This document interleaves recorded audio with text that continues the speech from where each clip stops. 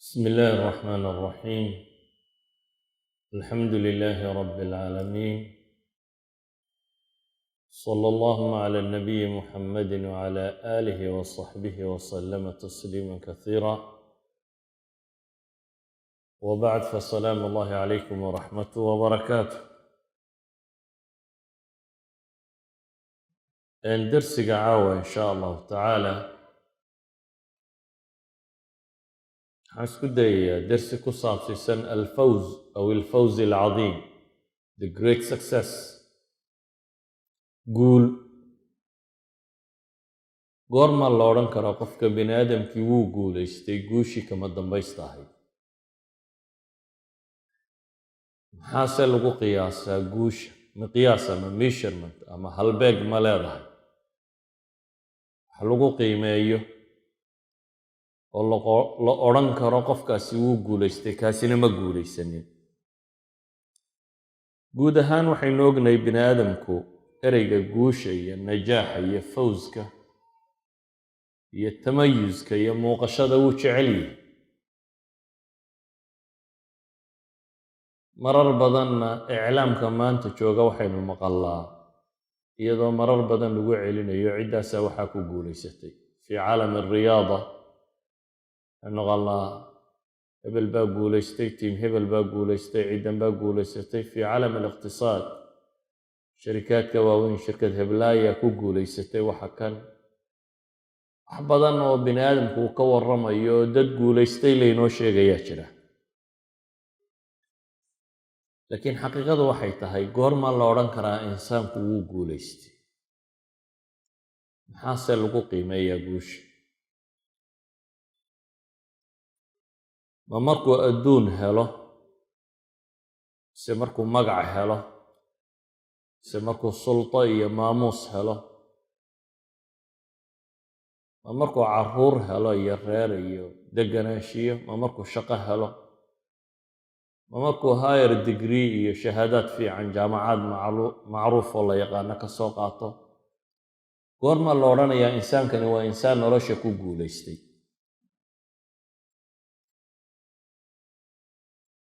waxay ku xidhan tahay wax badan inaynu garanno hadaf ilxayaa. maxaynu u nool lahay? why we are living? maxaynu u joognaa dunida? maxaynu ka qabanaynaa? waayo ahdaafta bini aadamku uu nolosha ka leeyahay waxna waxaa la yidhahdaa waa ahdaaf marxaliya, waa goolis dhadhow. ardayga yaree iskuulka ku jira goolkiisa koowaad waa inuu iskuulkan ka gudbo, shahaadad yar uu qaato. hadhow haddana markuu tan ka gudbo abuu goolis kala yeeshaa, ahdaaf yaryar oo kale uu ka gudbo. laakiin waxay isweydiinta le wax oo dhan isku dar, ma huwa hadaf ilxayaa? noloshaba muxuu yahay hadafkeedu? waayo wax lama qiimeeyo ama fawska ama successka ama guusha lama sheegi karo haddaan hadaf la xaqiijinayaa jirin. markaad hadafka aad xaqiijinayso aad garato oo yool aad leedaho yoolkii aad gaadho oo aad ku guulaysataa la odhanaya hebel waa guulaystay. su-aasha isweydiinta le markaa waxay tahay, maa huwa hadaf ilxayaa? nolosha oo dhan markaad maxay gaadhaa baad guulaysatay? what is the purpose of life? maxay tahay nolosha hadafka ka dambeeya?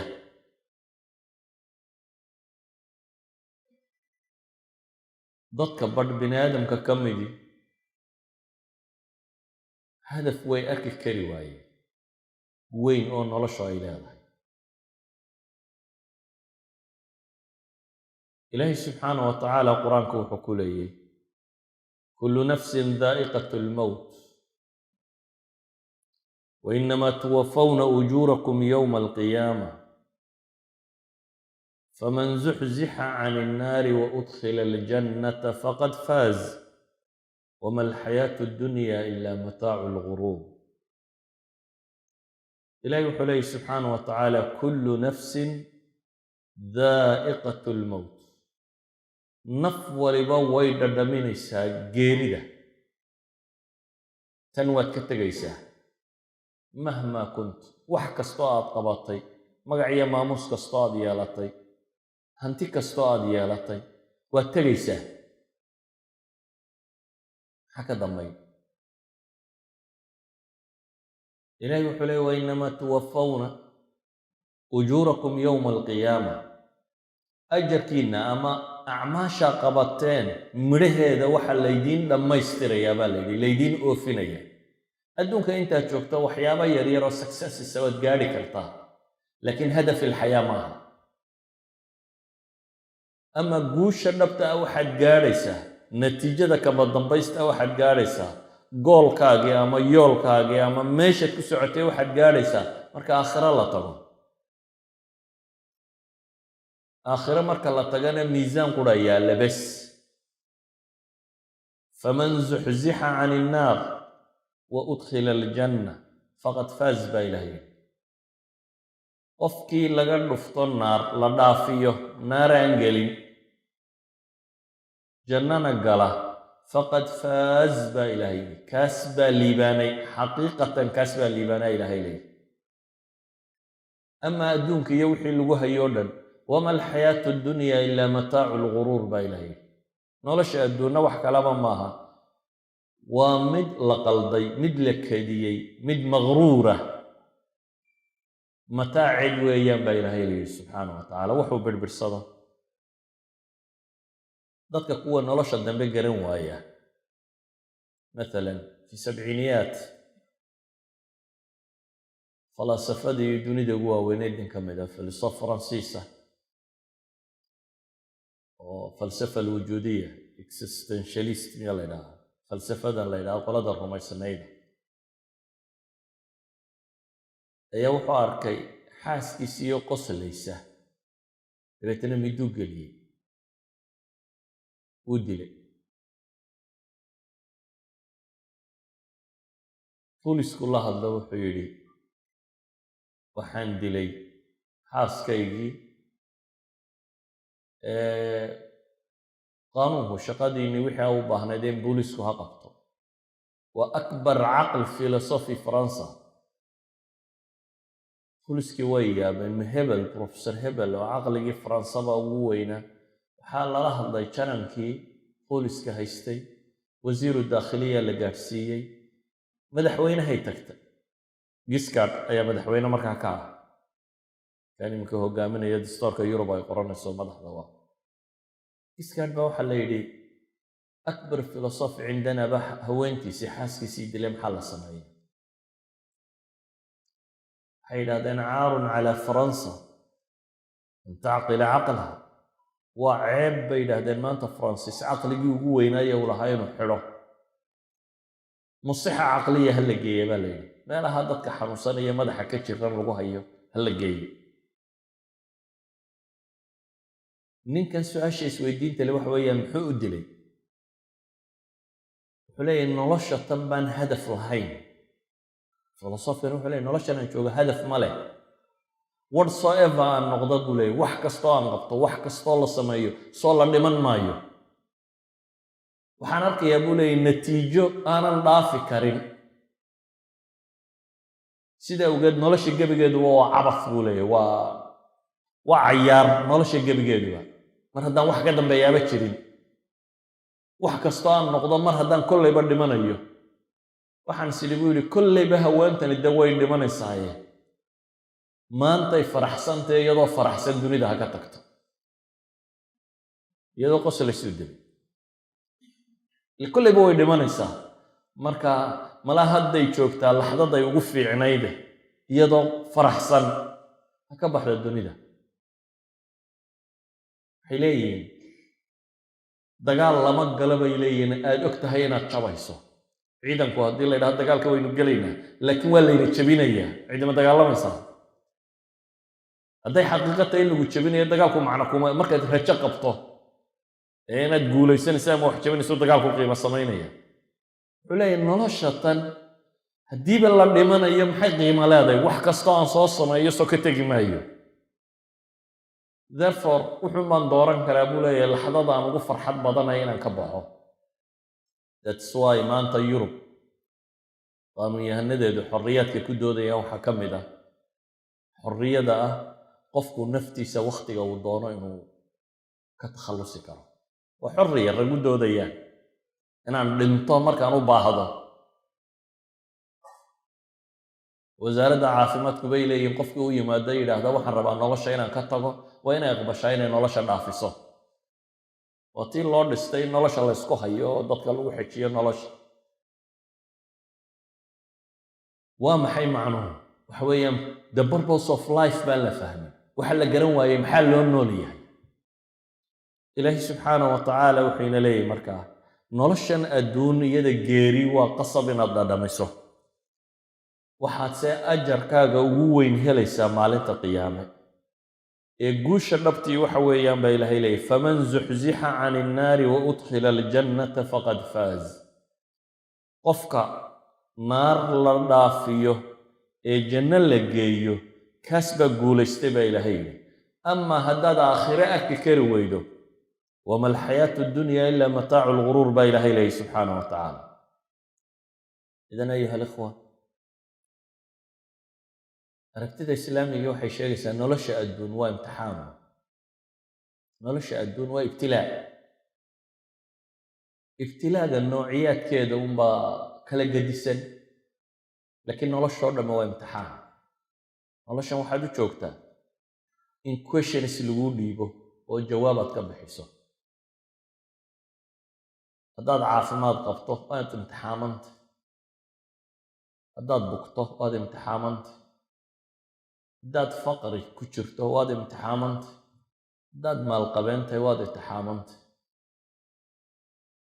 haddaad baqo qabto iyo colaad waad imtixaamantay. haddaad nabad ku jirto waad imtixaamantay. nolosha gebigeeduba waa ibtilaa. ilaahay qur-aanka wuxuu ku leeyay tabaaraka aladii biyadihi lmulka wahuwa calaa kulli shayin qadiir aladii khalaqa almowta walxayaata liyabluwakum ayukum axsanu camala wahuwa alcaziizu alghafuur.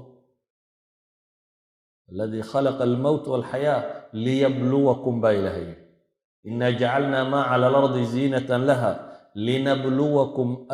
linabluwahum ayuhum axsanu camala إنا خلقنا الإنسان من نطفة أمشاج نبتليه فجعلناه سميعا بصيرا. nolosha ilaahay wuxuu ku tilmaamayaa inay tahay un imtixaan. imtixaanka beyjka adiga kugu soo baxa uun ansarkaad ka bixisaa la sugayaa, jawaabtaad ka bixiso. hadduu nabad iyo nimco iyo barwaaqeeyay hal tashkur ma shukri naqday intaad ilaahay ku caabuday. hadduu dhib iyo mushkilada noqdo hal sabirt ma sabirtay intaad xisaabsatay ilaahay dartii. walidaalika ilaahay wuxuuna leeyaha faxasibtum annamaa khalaqnaakum cabatha wa annakum ilayna laa tarjacuun. ma waxa u malaynaysaa in dheeldheel laydiin abuuray? ayaxsabu linsaanu an yutraka suda. bini aadamku ma wuxuu u malaynaya in layska sii daynayo sidaa in lagu daynayo? maya. ilahay wuxuu leeyay wamaa khalaqtu aljinna waalinsa ila liyacbuduun ila liaamuruhum bilcibaada ila lilibtilaa bitakliif. bini aadamka wax kale umaan abuurin baa ilaahay leeyay jin iyo insiba inaan imtixaamo takaaliifta sharcigaa in lagu imtixaamo mooyaane. asli alcibaada waa min fitrat alinsaan bay idhahdaa. bini aadamku hor sidiisaba waa caabud, laakiin waxaa kala gedisan un wuxuu caabudayo. mar hawa nafsi buu caabudaya, mar doolis iyo asnaamu isagu samaystuu caabudaya, mar rabu samaawaati waalardi buu caabudaya, mar naftiisuu caabudaya. waxa uu caabudayaa bini aadamka kala gedisan. walidalik buu taarikhyahankii Greeg ahaa Plutarch wuxuu leeyahy qad wujidat fi taariikhi mudunun bilaa xusuud wa mudunun bilaa qusuur wa mudunun bilaa madaaris walakin lam tuujad abadan mudunun bilaa macaabid. in history taariikhda bini aadamka buu leeyahy waxaa la helay magaalooyin qadiima oo aan qalcada lahayn. waxaa la helay buu leeyay magaalooyin waaweyn oo qadiima oo aan qusuur iyo lahayn daaro dhaadheer. waxaa la helay buu leeyay magaalooyin aan schooling system iyo waxbarasho lahayn. laakiin fi taariikh lama haya buu leeyay magaalo aan meel wax lagu caabudo lahayn. taariikh alinsaaniya waxa archaeology qoday waxa wax la baadhay lama haya bay leeyihiin magaalo bini aadam uu ku noolaan jiray oo aan meel wax lagu caabudo lahayn. ولذلك بلوتارك مركا لما وحو ليهي إن مدينة بلا أرض تقوم عليها أسهل من قيام دولة بلا إله. مقالين الدستان دول بلاهين يعني وحيرة مستحيلة لأن دول بكترين وقولها مقالة نسوى مستحيل تاسبا كفضد بولي دولة بلا إله هين تصميسو طبعا وحبر ما السنين يعني إنسان هو بفطرته بو عابدي هي لكن waxay isweydiinta leh yaad caabudaa xoolahaad caabudaa. nabigu calayhi salaatu wasalaam wuxuu leeyahy tacisa cabdu dirham wadinaar tacisa cabdu lkhatiifa. addoon waxaa hoogay ka dirham iyo diinaar addoon u ah. inaad lacag ururiso haddaad u noolaato iyadaad caabudaysaa. cimrigaaga xooggaaga caqligaaga tamartaada waxaagoo dhan waxaad isugu geysay account-kaagu inuu bato. account-kan waxaad ka isticmaalaysaa waa wax yar laakiin inaad badiso. dadka badh baa u addoona guriga asaadka yaallown inuu bedelo. maanta oo dhan buu soo shaqaynayaa bilaal la wadayaa waxaa la odhanayaa fadhigaa la beddelaya waa la wadayaa qolka seexashadaa la beddelaya. waxaad addoon u tahay alhabtan inaad beddesho modelskeeda. That's the purpose of your life. noloshaada hadafkeedii intan baad ka dhigtay. cimrigaagii waxan baad ku bixisay. caqligaagii xooggaagii maskaxdaadii intan baad ku bixisay. idan insaanku cibaado kama maarmo. afara'ayta man ittakhada ilaahahu hawaah baa ilaahay ka waran ka naftiisu waxay doonto ka dhigtay waxuu caabudo. haddaba insaanka waxaynu leenahay miqyaas alfawz inuu guulaystay iyana guuldaraystay hal miqyaasoo kaliyuu leeyahy. noloshaadoo dhan marka la isku soo duubo. sheekhi zandani baa wuxuu isugu yeedhay niman khubar oo dhakhaatiira. markaasuu cilmi tashriix uu ka waraystay. bini aadamku wadnuhu muxuu qabtaa muxuu taraa muxuu jidhka ugu jiraa waa la sharxay. beerku muxuu taraa keliyu muxuu taraa kani muxuu taraa waa la sharxay. kadib wuxuu yidhi waxaan oo dhan ahdaaftoodii garanay marka la isku wada dare uu qof noqdo ka warrama maxaa loogu talagalay isaga. that's philosophy. tani maaha cilmigii dhakhtarka ee waa philosophy baad ka warramaysa. wuxuu yidhi haddii acdaada qofka bini aadamka mid walba waxa loogu talagalay la gartay waxay marka la isku daro haddaad gaadhi sharaxdo oo tidhaahdo taayirku waxan buu taraa injiinku waxan buu taraa steerinku waxan buu sameeyaa daaqaddu waxan bay samaysaa marka la isku rakibo gaadhigu muxuu taraa tidhaahda garan maayo ka warran. hadafku wuxuu ahaa gaadhiga wixii loogu talagalay inuu garano baartiskiisa may ahayn. insaanku maanta nool in badanoo ka midi waxaa la garan la'ayay waa maxay hadafkiisu.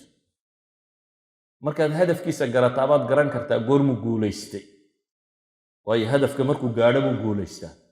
ninka 100 mitir ordaya markuu dadka ka soo dheereeyo xariiqdii loo jeexay uu ka soo tallaababa la odhanaya waad guulaysatay. waayo hadafkii baa la garanaya goolkii lagu socdaa la garanaya. ka kubadda ciyaaraya labada biroodoo meesha laga taagay markay caagga yari uu dhex maro ayaa la odhanayaa gool la qaylinaya. waayo uu guulaystay hadafkii buu gaadhay. wixii bahashaba loo ereeriyey waxay inay halkaa ka baxdo. haddaad noloshaba garan weydo marka hadafka laga leeyahay waxaad u nooshay haddaad garan weydo abidkaa guulaysan mayside. se waxaad guulaysanaysaa markaad waxa sokoo dhan u arkayso ahdaaf marxaliya. ee hadafkaaga weyne goolkaaga weyne yoolkaaga weyne wuu kuu cad yahay aad ku socoto waxaanoo dhammin ay u adeegayaan yoolka weyn. haddaad xoogsanayso, haddaad shaqaysanayso, haddaad guursanayso, haddaad aqoon baranayso, waxaan oo dhan waxaad u adeegsanaysaa inaad ku xaqiijiso maxay hadafka weyn. markaasay noloshu macno samaynaysa. ilaahay qur-aanka markaa wuxuu leeyahy faman zuxzixa can innaari waudkhila aljannata faqad faaz qad aflaxa man zakaaha waman yutic illaaha warasuulahu faqad faaza fawzan cadiima. nabi moxamed calayhi salaatu wasalaam xadiisku imaamu muslim soo saaraya wuxuu leeyahy ruba ashcafa madfuucin bilabwaabi low aqsama cala allahi la abarah. badanaa buu nebigu leeyahay qof basaasaysan oo albaabada laga celiyo, yacni madaahir dunya kama muuqato, hanti ma haysto, muuqaalkiisu waa basaasaysan yahay, ma aha dadka albaabka loo furay markiiba la ydhaaha soo dhowow. dadka badh magac iyo maamuus iyo xoolo iyo wax buu leeyo, albaabada loo wada furaya soo dhowow baa la leeyahy. dadka badhna laa ya'bah bihi axad, cidina uma dan yeelato. kuwa caynkaasaa jira buu nebigu leeyahy calayhi salaatu wasalaam, oo hadduu ilaahay ku dhaarto waxa uu ku dhaartay ilaahay rumaynaya. hadduu yidhaha wallaahi saasay noqonaysaa, ilaahay sidii uu sheegay uu ka dhigayo. yacni cinda allaahi wuu ka maamuusan yahy, martabad iyo mansiluu ka leeyahy. walidalik baa rabu samaawaati walardi dhaartiisa uu fulinaya. ama cinda albashar albaabkaba inaan laga furin bay u dhowday. waayo basharku maqaayiistuu wax ku qiimaynayo markay qaldantaa sida tana. markay qaldanto ilaahay subxaana wa tacaala qur-aanka wuxuu inoogu tilmaamayaa nin qaaruun lo odhan jiray oo xolo badnaa. qaaruun ilaahay wuxuu ku tilmaamayaa mafaatiixda qasnadihiisa latanu'u bihi cusba min alrijaal. maaha qasnadda, furayaasha ayaan koox dadi qaadi karin baa ilaahay yidhi.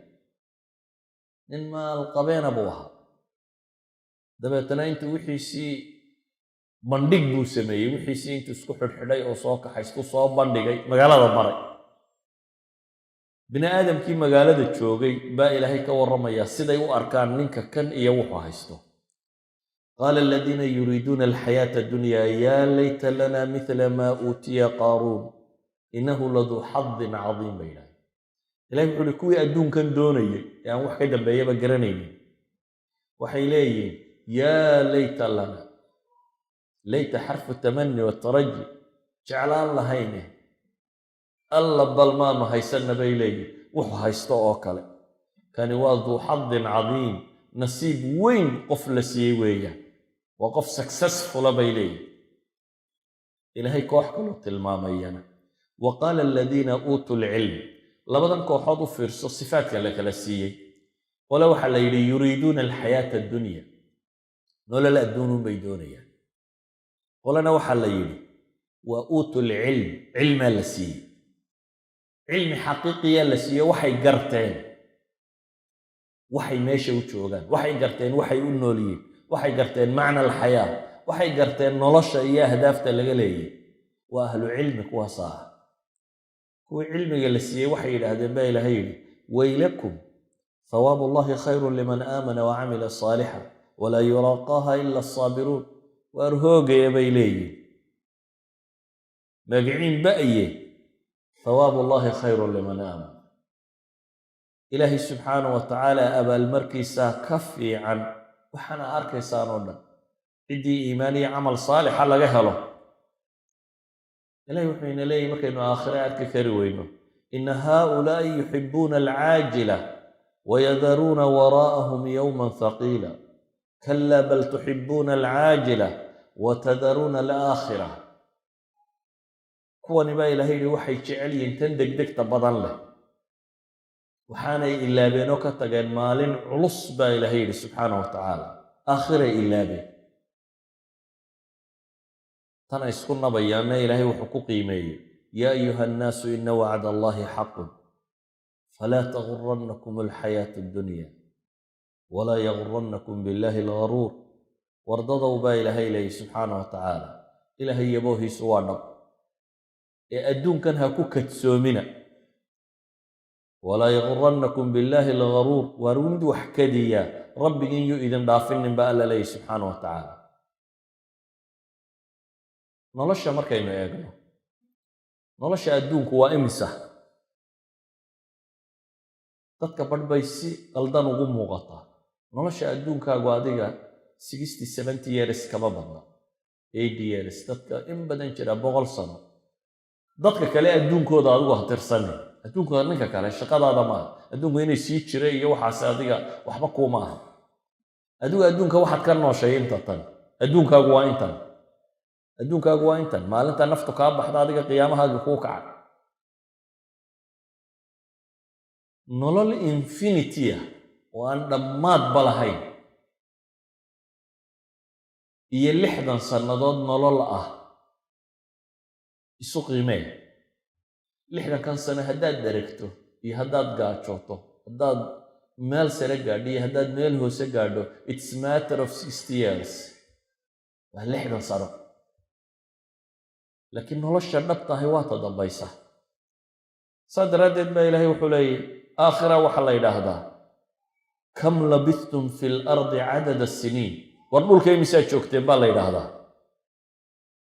qaaluu labithnaa yowman aw bacda yowm. maalin ama maalin badhkeed baanu joognay bay leeyihin. yacni noloshii oo dhamme way la yaraatay. nolosha bini aadamka qof inuu wax soo jiro isu haystaa ma jiro. fas'al ilcaadiin bay yidhahdeen, kuwii wax tirinayay bal hala weydiiyo. ilaahay wuxuu leeyahay in labithtum ilaa qaliila low annakum kuntum taclamuun. waxaad joogteen wax yar baa alla leeyahy subxaana wa tacala. taasa xaqiiqa ah. haddaa wax garanaysaan in yar baa joogteen baa ilaahay leeyahy. walidaalika ayuha alikhwa,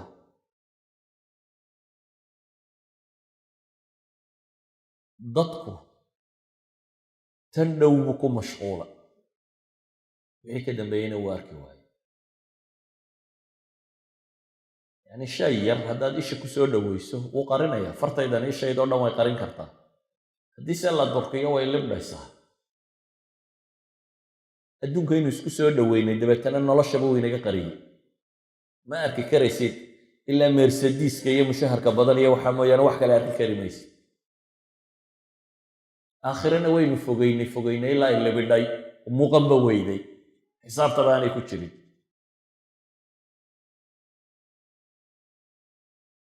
ilaahi subxaana wa tacaala qur-aanka wuxuu kaga warramayaa 2 kooxood. bal 2dan kooxood dhegeyso. yaa ayuha aladiina aamanuu hal adullukum cala tijaaratin tunjiikum min cadaabin aliim tu'minuuna billahi warasuulihi watujaahiduuna fi sabiili illahi biamwaalikum waanfusikum dalikum khayrun lakum in kuntum taclamuun. kuwa iimaanka laga helayo baa ilahay yihi subxaana wa tacaala, ma idin tusiyaabaa ilaahay leeyahy tijaara baaca mushtar cadaab kulul lagaga badbaado. waa maxay? waa ilaahay aad rumayso, rasuulkiisa calayhi salaatu wasalaam aad rumayso, naf iyo nafiis waxa qaaliga agtaada yaal iyo xoog iyo xoolaba waxaad leedahay, oo aad ilaahay jidkii ugu dagaalantid, oo aad naf iyo shaydaan iyo waxa la halmaalaba iskaga rawdid. intaa haddaad samayso maxaad helaysaa?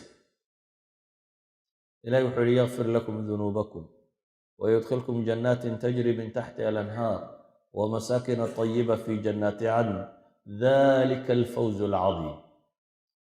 ilaahay dembigiinu dhaafaya oo jannooyin hoostooda webiyaal dareerayaan baa gelaysaa, iyo guryo fiicfiican iyo beeraha nagaadiga.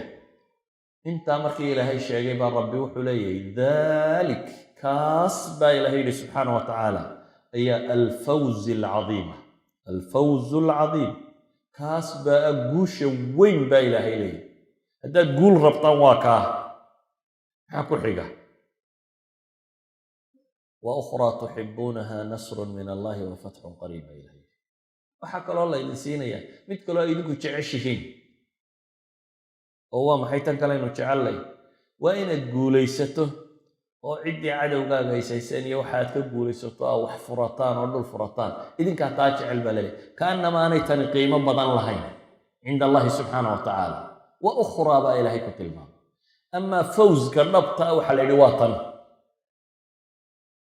وكوي دونيدا مسلمين تها دونيدا نقوليستي آخرنا جنة قلي أي إلهي لي تدمون بقوشيه تنا يدين كاتشعلا ولا يدين قدري كوح كلا إلهي قرآن كاكاقور رميان نلشا لقبي أو يغو قبتي لنطي في سورة البروج إلهي كوح بكور رمي أصحاب الخدود هو من بقري سيدا حديث الصحيحة مسلم كنت على شيريسو وطرجر هالكي قد بيسيكو سمعي تضمن أيوني أنا قايدين ربية markay yidhaahdeen ilaahay baa noo rabbiyana wuxuu yidhi godad ha loo jeexo sakadaha magaaladaba godad laga jeexay dab baa lagu shiday madaxdii baa soo fadhiisatay dadka kuwii soo geliya la yidhi boqorku inuu rabbigaa iyo ma rumaysantahay ma ilaahay baa rabbigaya ku rida dabka dadkiina waa diideen inay rabbigood beeniyaan dabkaa lagu guray nebigu wuxuu leeyahy calayhi salaatu wasalaam qof dumar oo ilmo yaroo carruur oo naas nuugaya sideetaa dabkii dul timi dabeetana ilmihii bay u naxday ilaahay kii yaraa buu ka hadliya wuxuu yidhi yaa ummaa hooyooy sabir xaq baad ku taaganta ku yidhi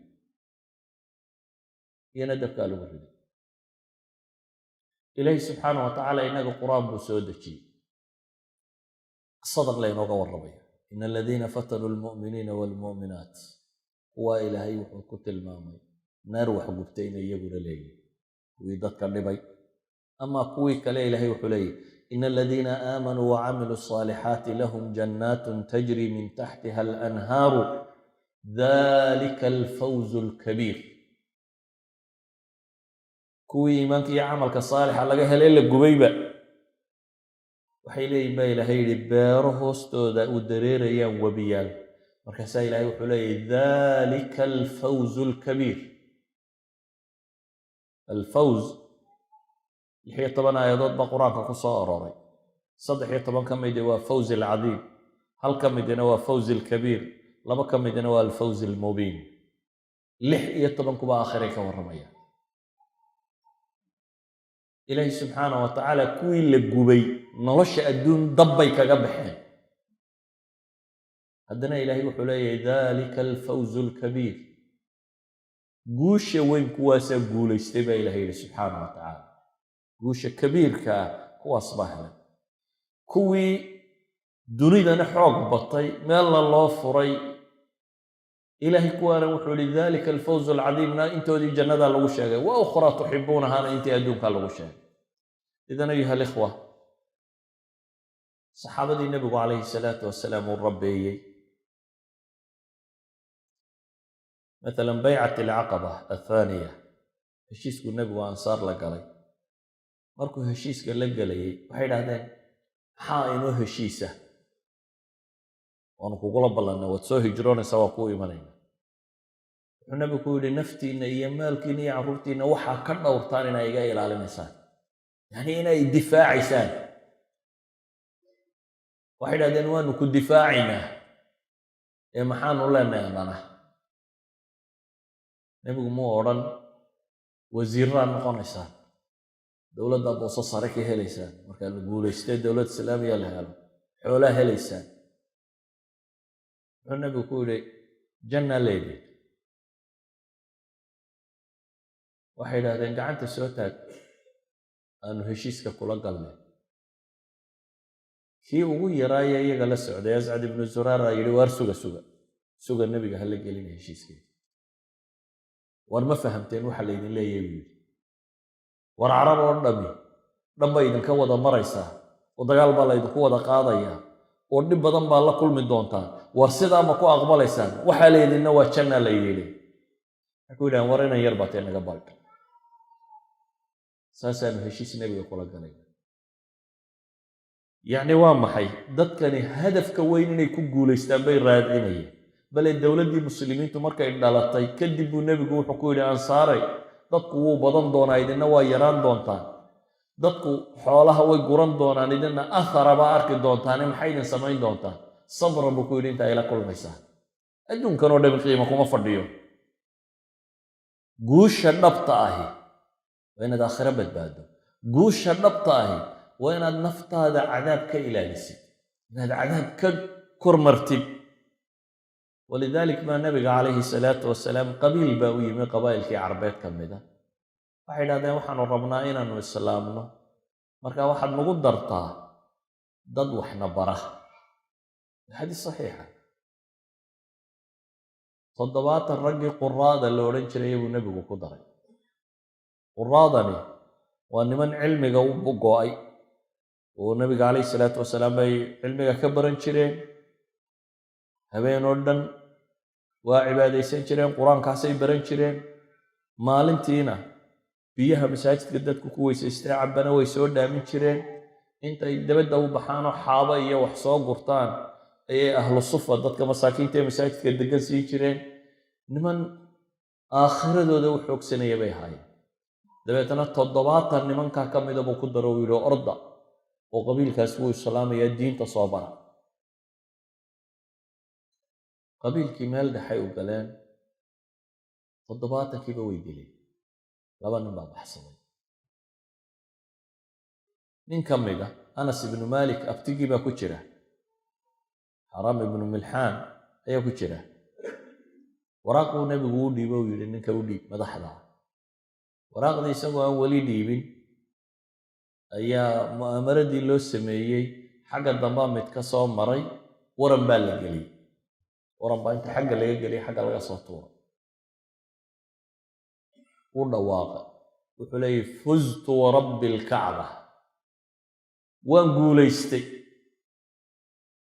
ilaaha kacbada laan ku dhaartay waan guulaystay buu leeyahy yani ninkani nolosha hadaf buu ka lahaa hadaf ka lahaa inuu wax cuno oo cabbo ama guursado ama intaa ma ahayn intaa xayawaankuba waa sameeya hadaf buu nolosha ka lahaa oo ah inuu aakhiro badbaado oo guulaysto iyadoo la dilay oo adduunka kan weliba lagu dilay dhagar insaanku haddii si badheedha loo dilo wuxuu arkaa inay raganimo tahay laakiin inta la khiyaamayo in kow lagaga siiya insaanka way xagataa ma jecla iyadoo inta la khiyaameeyey aan goob raganimo loogu imanine midi hoosta laga geliyey oo waran lagu dilay ayuu haddana wuxuu leeyahy fuztu warabbi alkacba waan guulaystay rabbiga kacbada le baan ku dhaartay yacni mawaasiinta wax ku qiyaasay halbeegga uu sito ee uu nolosha guusheeda iyo guuldarradeeda ku qiyaasaya wuxuu ka gedisan yahay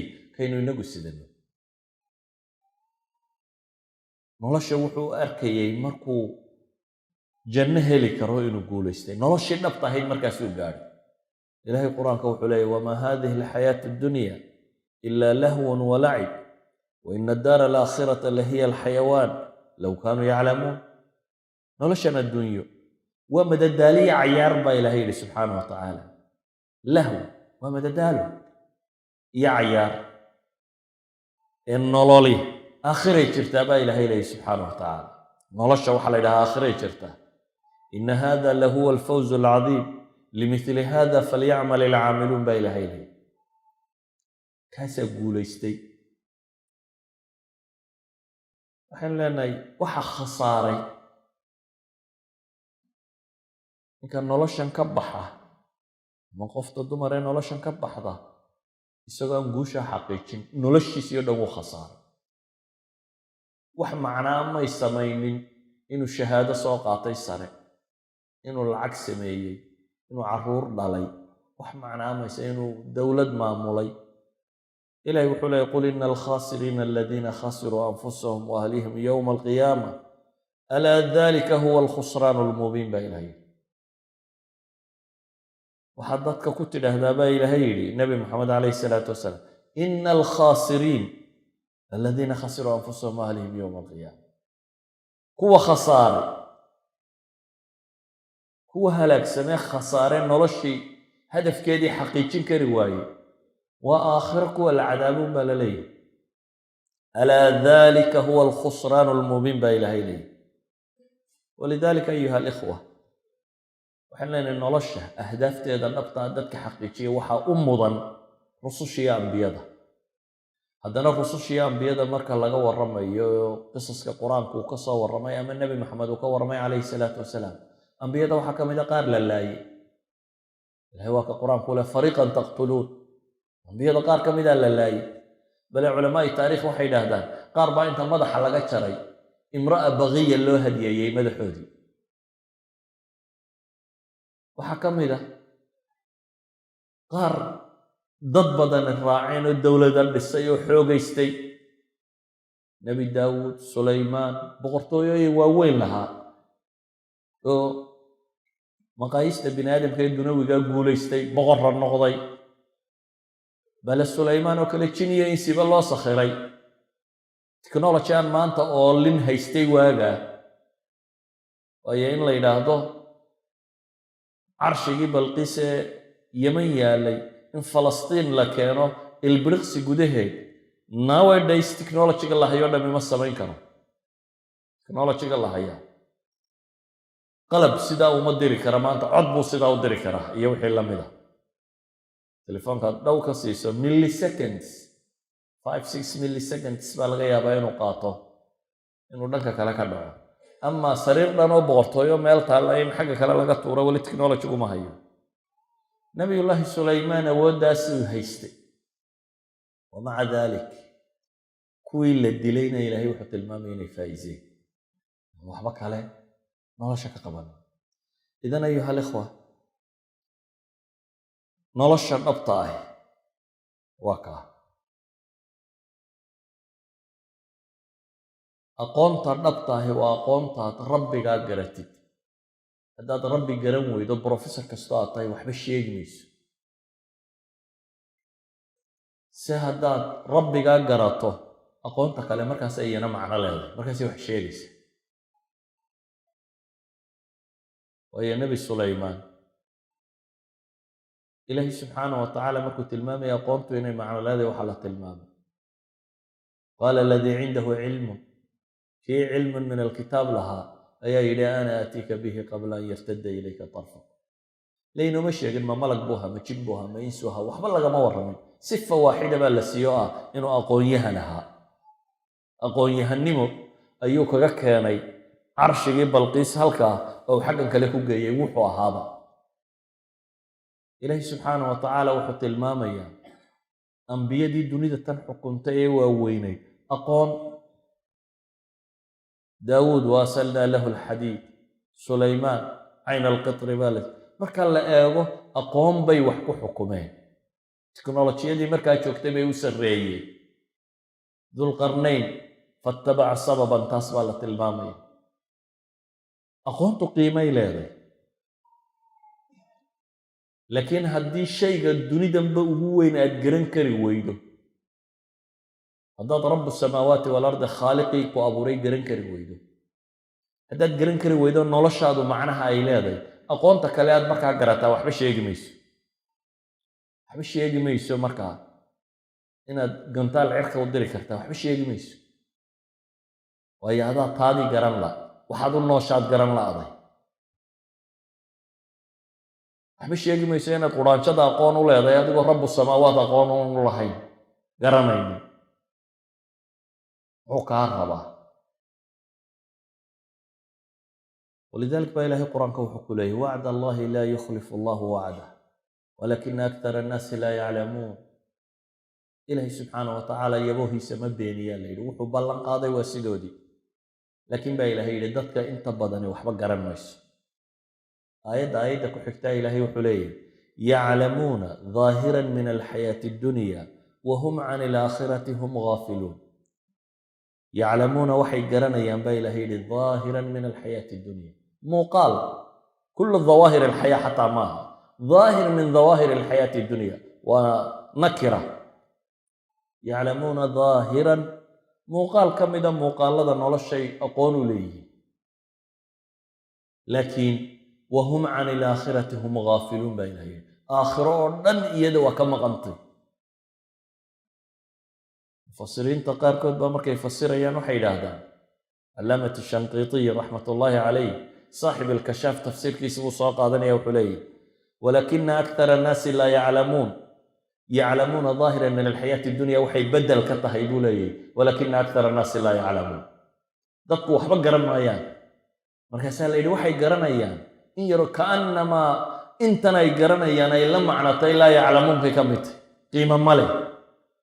وبدل عن ذلك دي الله إعرابه إليه يعلمون ظاهرا من الحياة الدنيا لا يعلمون ببدل كتهيبوا لي صاحب الكشاف الزمخشري. إذن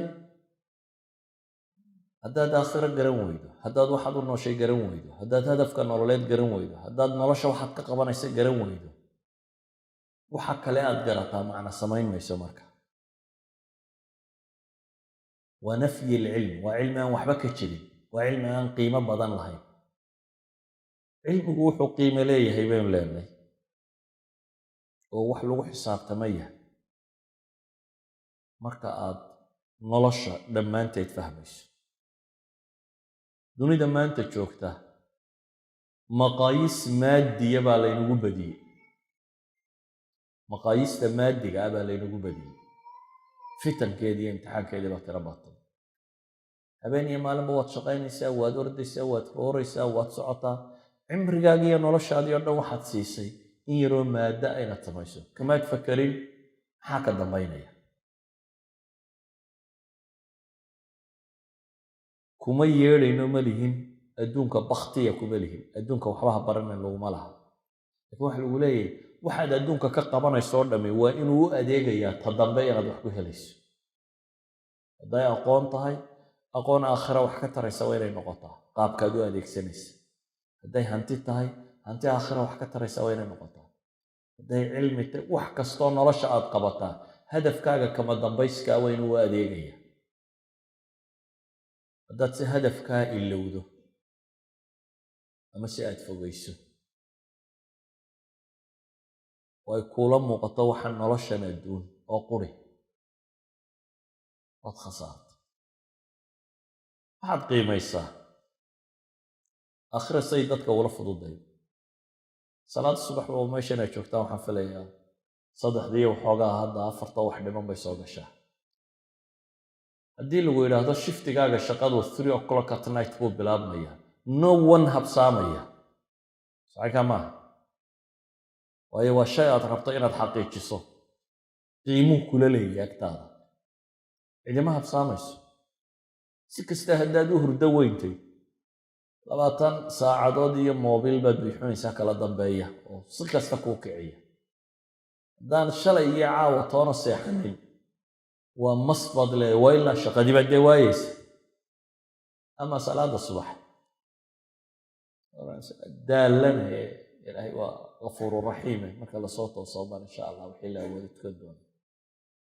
yacni qiimaanay kuu samaynaynin, wasnigay agtaada ku leedahay, nolosha aad ku xisaabtamaysa anay meel buuran kaga jirin. saa daraaddeed iyadaad dominaysaa. hadday wax lumayso iyadoo ha lunto, ama tan waa inaanay lumin. waxa weeyaan waa nolosha ahdaaftii aynu isdaba marinay, siduu u kala weynaa goalskeennii aynu garan weynay, hadafku siduu u kala xooganay aynu garan weynay.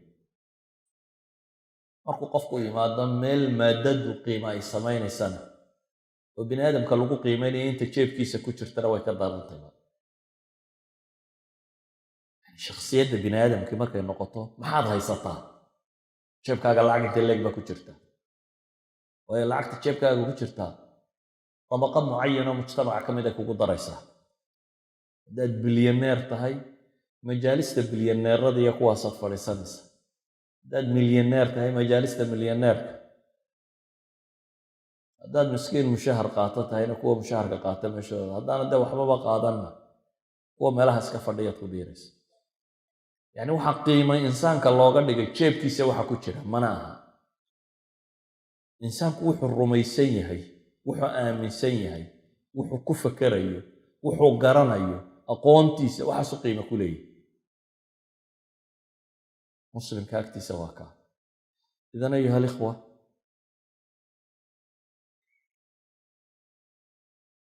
war badan baynu masaladan ka odhan karaynaa, laakiin isagoo kooban wuxuu yahay waxa kaloo dham oo aqooni. ilaahay wuxuu leeyahy yasaluunaka can iruux qul iruuxu min amri rabbi wamaa uutiitu min alcilmi ilaa qaliila. aqoon waxaa laydinka siiyey way koobanta. waxaase laynaga rabaa noloshan inaynan isku hallaynin oo ilaabin. ilaahay qaar buu wuxuu ku tilmaamayaa falamaa jaa'athum rusuluhum bilbayinaati farixuu bimaa cindahum min alcilm.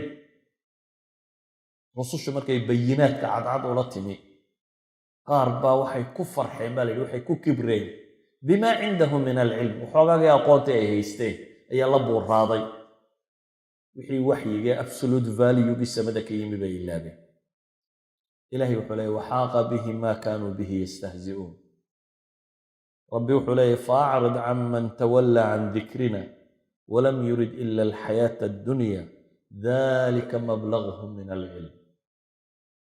iskaga tag baa nebi maxamed la yidhi, ka jeeso can man tawallaa can dikrina, ka annaga inuu na xuso ka jeestay baa rabbi leeyahy subxaana wa tacaala, ee aan doonaynin noloshan adduun mooyaane wax kale.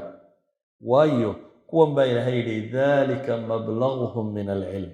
aqoontooda intaa baa ilaahay leeyahy, waa maangaabnimo. ayuha alaxiba, caqliga dhabtaah iyo mufakirnimada iyo filosofnimada dhabtaah waa ta naar kaa badbaadisa. ama hadduu caqligaaga iyo intelligencekaaga iyo kartidaada iyo qofnimadaadu cadaab kaa badbaadin kari waayaan, waa nothing. ilaahay aakhire qaar buu tilmaamaya la odhanayo war maxaa naarta idin geliyey? wa qaaluu low kunnaa nasmacu aw nacqilu maa kunnaa fii asxaabi saciir bay leeyihin. dunida markaanu joognay haddaanu dhega yeelan lahayn ama caqli aanu qabi lahayn bay leeyihin. yani caqligu hadduu ku dhaafiyo aakhirada dhan caqli maaha. asxaabu saciirka kumaanan biireen bay leeyihin haddaanu markaanu dunida joognay dad raashanala aanu ahaan lahayn, dad caqliga isticmaala haddaanu ahaan lahayn. waayo caqliga toosani wuxuu keenayaa inaad aakhiro rumayso, inaad rabu samaawaati walarda rumayso, inaad rususha rumayso keenaya. ayuha alikhwa, waddannadan aad joogtaan dhaldhalaalka nololeed baa bini aadamka mashquuliyey. sayniska iyo aqoonta bini aadamkee la sheegayo dhame waa one thing buu qabtaa. all science muxuu qabtaa? waxay dhahdaan space and time buu yareeyaa bes. marka aqoonta bini aadamku korodhaba timekii wax lagu qabanayay efficiency-gii wuu kordhaa, spacekii qalabka la isticmaalayay la dhigayana wuu la yarayn karaa. waa intaa u qarnigan iyo qarnigii hore labadaba waa la noolaayay. qalabka la isticmaalayana wuu kala yarayay, wuu sii yaraanaya. timeka wax lagu qabanayaana wuu soo yaraanaya. intaasuu technologyga tirada badan ee la sheegaya uu keena. laakiin waxaa ka dambeeya intan oo dhan kullu nafsin daa'iqat almowt, daa'iqat almowt wainamaa tuwafawna wujuurakum yowma alqiyaama faman zuxzixa can innaari waudkhila aljannata faqad faaz. alfaa'izuun 4 aayadood baa qur-aanka ku soo aroray. faa'izuun 4 iyaga waxay ka warramayaan aakhiro. 16 aayadood baa alfawz alcadiim aw fawz alkabiir aw fawz almubiin ku soo arooray. 16 waxay ka warramayaan aakhiro. kaannamaa qur-aanku aanu ictiraafsanayn fawz aan kaa ahayn inaanu jirinba. waxaan kaloo dhami inay yihiin wax lagu madadaasho, wax wakhti yar shaqeeya. amaa fawzka dhabtahay waa kaa jid qurana wuu leeyahy. yaa ayuha aladiina aamanuu itaquu allaha waquluu qawlan sadiida yuslix lakum acmaalakum wayakfir lakum dunuubakum waman yutic illaha warasuulahu faqad faaza fawzan cadiima. jidka loo maro kaa in lagu guulaystaana waa kaa. marka waxaan kusoo koobaya